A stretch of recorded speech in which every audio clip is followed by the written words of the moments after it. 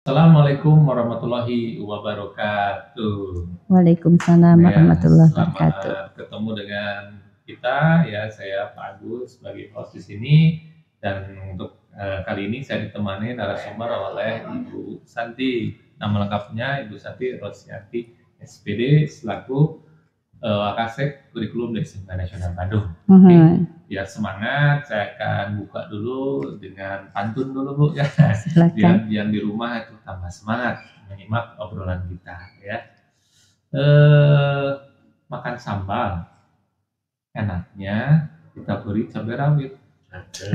Selamat datang di SMK Nasional yang punya jargon Weekend Week. Oke, semuanya kita punya jargon Weekend Week atau bahasa Sundanya Saka bisa. Oke, gimana Bu kabarnya? Alhamdulillah Sehat ya Bu ya. sehat setelah libur liburnya panjang Bu ya. Iya, libur 2 minggu 1 tahun ya, refreshing ya, mudah-mudahan sekarang tenaga baru, semangat baru. Betul ya, alhamdulillah. Mungkin pemirsa di rumah juga ya, semuanya sehat juga. Karena itu investasi penting, kita harus sehat. Oke, di obrolan kali ini ya berkaitan juga dengan mungkin PDB Bu ya. Iya betul. PDB tahun ajaran sekarang 2024-2025 ya. Mungkin pemirsa di rumah ya mungkin nanti mencari sekolah melanjutkannya dari SMP ke SMK gitu. Pengen tahu sejauh mana tentang SMK Nasional Bandung, terutama tentang pembelajarannya ya, sisi akademiknya. Mungkin di sini pas banget ya sumbernya Ibu Santi selaku Wakasek Kurikulum. Nah, pengen tahu kan ya pemirsa di rumah ya tentang pembelajaran di SMK Nasional yang Bandung ya. Yang pertama adalah tentang kurikulum dulu Bu. Kurikulum mungkin di SMK Nasional Bandung sekarang tuh memakai kurikulum apa dulu? Mungkin bisa dijelaskan. Iya, baik. Untuk di SMK Nasional sendiri, kebetulan di sini kita punya 3 jurusan ya. Ada jurusan MPLB, kemudian MPLB itu manajemen bisnis, manajemen perkantoran dan layanan bisnis, kemudian iya dulunya OTKP di kurikulum 13 gitu ya. Kemudian yang kedua ada desain komunikasi visual ya, di mana dulunya multimedia gitu ya, dan yang ketiga ada teknik komputer jaringan gitu ya. Nah, kebetulan ini untuk DKV ya di Bandung itu belum banyak ya iya, apalagi swasta belum banyak yang punya jurusan DKV ya, dan di SMK Nasional sudah berdiri dari 2008 ya, dari 2008 gitu ya. Jadi sudah banyak pengalaman ya meluluskan siswa-siswa yang bergerak di multimedia gitu ya. Nah, untuk kelas 11 dan kelas 10 kita sudah menerapkan kurikulum merdeka gitu ya. Nah, tapi untuk kelas 12 kita masih kurikulum 13 ini yang terakhir gitu ya untuk tahun ini. Nah, untuk tahun depan semua sudah kurikulum merdeka insya Allah, seperti itu. Terima kasih ya tadi ya. Jadi untuk SMK Nasional Bandung itu 10-11 menerapkan kurikulum merdeka. Betul. 12 masih yang lama ya. Sangat menarik ya. Mungkin jadi bertanya-tanya, ingin tahu ya pemirsa di rumah ya tentang kurikulum merdeka. Yang pertanyaan kedua itu adalah karakteristiknya nih, karakteristik kurikulum merdeka itu dibandingkan kurikulum lama atau K13 itu apa itu perbedaannya, yang uniknya, yang mungkin pembelajaran yang jenis-jenis pembelajaran seperti apa, mungkin bisa dijelaskan? Iya betul. Di sini memang mungkin penerapan kurikulum merdeka itu kan masih baru ya, semua transisi ya. Iya, semua sekolah juga sedang mencari bentuknya masing-masing gitu ya, seperti itu. Nah, kemudian mungkin sekarang sedang banyak pelatihan-pelatihan untuk mengerti sepenuhnya mengenai kurikulum merdeka gitu ya. Nah, tapi di sini yang paling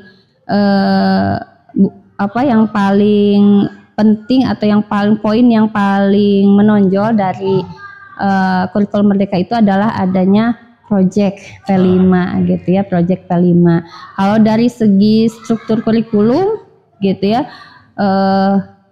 kalau saya lihat ada perubahan-perubahan gitu ya, tapi mata pelajaran penambahan penambahan poin-poin gitu ya, mungkin keterampilan yang lebih luas gitu ya, seperti itu.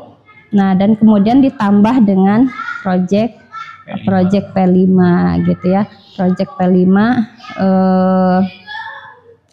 berkaitan dengan budi pekerti, kemudian gotong royong, kemudian kebangsaan, kemudian kewirausahaan. Nah, itu anak-anak diarahkan untuk punya multi talent gitu ya, kemampuan gitu ya, supaya bisa nantinya betul-betul berkiprah untuk kemajuan bangsa. Gitu. Iya.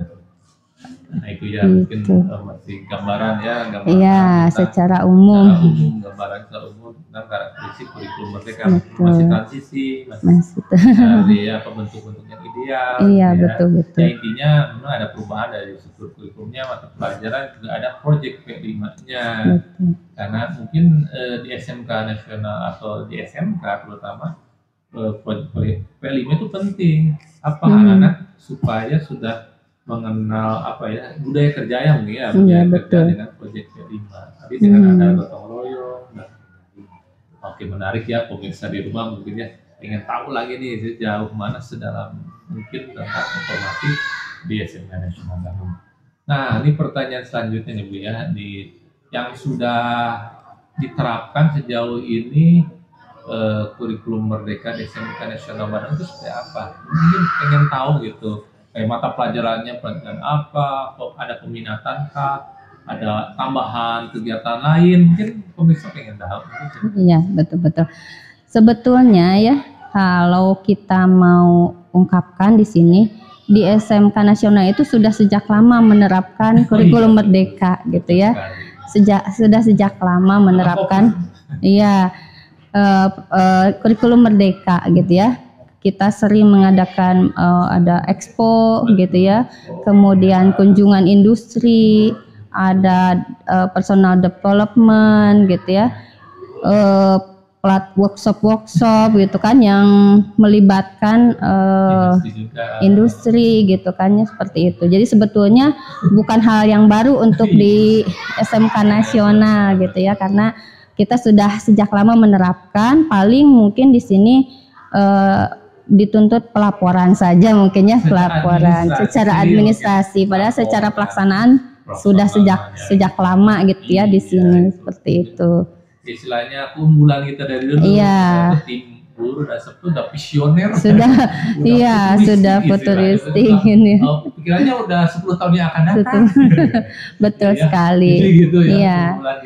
Iya, mungkin mengenai untuk pembelajarannya gitu ya.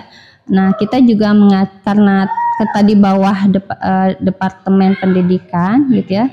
Nah, tentu saja kita tetap berada di jalur pendidik Diknas gitu ya. Ya, jadi ada struktur kurikulum yang diberikan oleh Diknas juga kita pelajari, kemudian kita tambah dengan peminatan. Nah, di sini kita punya pelajaran peminatan berupa bahasa Jepang gitu ya. Sebelumnya pernah juga kita mengadakan bahasa Jerman dan bahasa Korea ya, seperti itu. Kemudian kita juga ada grooming, kemudian juga ada public speaking gitu ya, seperti itu. Untuk sementara untuk saat ini segitu dulu ya, karena karena untuk memasukkan ke jadwal itu kan ya terlalu penuh. Takut over gitu. Sampai minggu ya belajarnya kotor. Iya, sampai maghrib gitu ya. Jadi sedikit-sedikit ya, itu juga udah bagus tuh ya, dan manfaatnya udah terasa belum ya. Lulusan-lulusannya banyak yang sudah dipakai. Iya, betul. Usaha, ada yang sudah bekerja. Iya, bahkan belum lulus sudah ditarik. Ada beberapa siswa juga ya yang belum lulus sudah ditarik. Iya, jadi setelah beres PKL karena terlihat mereka kerjanya bagus, langsung diangkat, langsung ditarik untuk bekerja gitu ya, seperti itu. Ya, sudah beberapa tahun itu terjadi. Gitu. Datang ke sekolah, daftar ke SMK Nasional Bandung karena banyak ulah dibandingkan sekolah lain ya. Oke, apalagi ya tentang kurikulum merdeka ya. Mungkin satu dua lagi nih ya tentang kurikulum merdeka adalah kerjasama mungkin. Karena SMK kan selain kita ada internal, kegiatan juga ada eksternal ya. Tentang PKL mungkin atau industri lain, Ujikom atau apapun mungkin bisa kerjasama kita dengan apa aja dengan mana? Ya boleh. Kerjasama dengan keterkaitan dengan dunia industri itu memang suatu kewajibannya untuk SMK gitu ya, dan di SMK Nasional kami banyak sekali dunia industri yang sudah bekerja sama, diantaranya kita dengan Netcrom, dengan Rekatama gitu ya. Kemudian untuk tahun ini karena kita ingin anak-anak mempunyai sertifikat yang lebih diakui, yaitu dari BNSP gitu ya, maka kita juga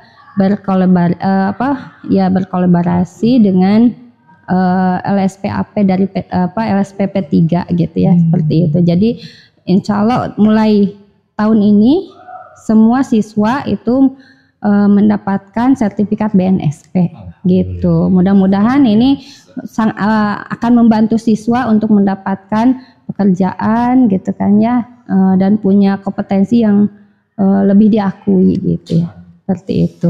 Nah itu pemirsa ya, poin plusnya lagi di SMK Nasional Bandung sungguh luar biasa. Kenapa? Karena para lulusan nanti akan dibekali banyak sertifikat ya. Iya betul. 5-7 sertifikat dengan biaya yang terjangkau, tapi anak-anak bisa dapat sertifikat. Iya betul. Dan kalau anaknya nanti kompeten bisa mempertanggungjawabkan sertifikatnya, insya Allah malah dunia kerja akan mencari. Iya. Mungkin selain itu juga kita juga punya ada link-link ya untuk anak-anak bisa bekerja ke luar negeri ataupun melanjutkan ke luar negeri gitu ya. Mungkin itu juga ada poin lain yang bisa jadi pertimbangan gitu ya. Seperti itu. Ya. Terima kasih banyak Ibu ya. Penjelasannya mengenai penerapan kurikulum di SMK Nasional Bandung saat ini ya. Banyak kegiatan-kegiatan, baik kegiatan akademik pembelajarannya, ada tambahannya, ada kegiatan industrinya yang mendatangkan sertifikat. Jadi ini rugilah kalau pemirsa tidak mendaftarkan nanti setelah lulus SMP ke SMK Nasional. Kita sama-sama didik anak-anak kita supaya mereka nanti lulus cepat diserap oleh dunia kerja pastinya, dan pastinya berkompeten dengan sertifikat. Oh ya, selain itu juga ada ya karena kita mempunyai misi mewujudkan peserta didik yang beriman, berakhlak mulia, kreatif, inovatif, berkemampuan wirausaha dan berjiwa kebangsaan. Nah, kita juga ada setiap hari diadakan pembiasaan pembiasaan untuk literasi literasi, kemudian untuk sholat duha, ada sholat duha, membaca Al-Quran, kemudian ada kultum gitu ya, di setiap hari Jumat gitu, sehingga anak-anak tidak hanya dari segi akademik tapi juga akhlaknya gitu ya, kemudian dari segi agamanya juga ada seimbang gitu. Itulah gambaran lagi tentang SMK Nasional, pembiasaan yang sering dari segi religinya, alatnya juga kita istilahnya anak-anak bimbing juga ya. Jadi seimbang antara akademik dan juga religi alatnya. Wah, udah sempurna banget nih pemirsa, nggak rugi kalau tidak segera mendaftarkan ke SMK Nasional Bandung yang beralamat di Jalan Sadang Serang nomor 17. Kota Bandung. Oke, jangan lama-lama ya Bu ya. Kita tunggu.